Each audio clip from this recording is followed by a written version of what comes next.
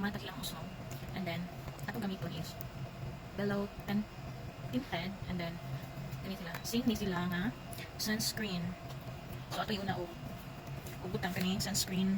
Ang gawas mo guys, gamitan ni siya kay nag-try ko ani gamit ko, ano ko ni gamit ani like 3 months and then nice kaayo.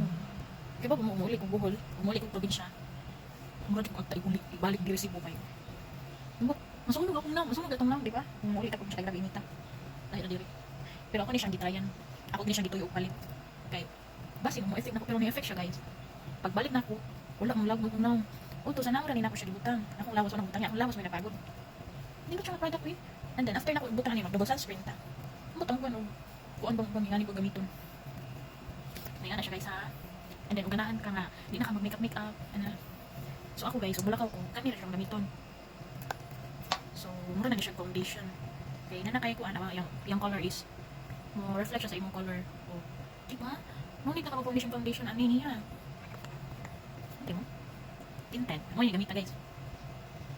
I think nag-start gamit ani like kuan na 5 months or and then ganahan kay ko sa iya kay di ba?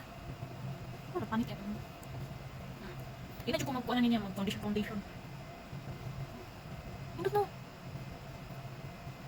So guys, ang ganahan ani naa sa akong yellow basket. Nindot ba sila kay nag-buy one take one pero lahi siya price ha sa mall, ni na ko siya nakalit. And then ang price ani niya is mas mahal ni siya, wala ni siya nag-buy one take one.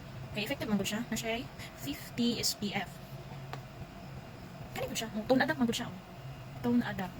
Mo din nindot siya. So, ngunit ka mag-foundation ikaw, pwede rin mo siya ng wala ng powder. Ano dahil yun? Wala tayo kuan ha. Wala tayong filter, ang dili. Makitaan ba? Ang kakwapa siya. So, ano siya guys, ator na ator yung putayan. So, ator kung nawin puti. Ayun na kuan ni.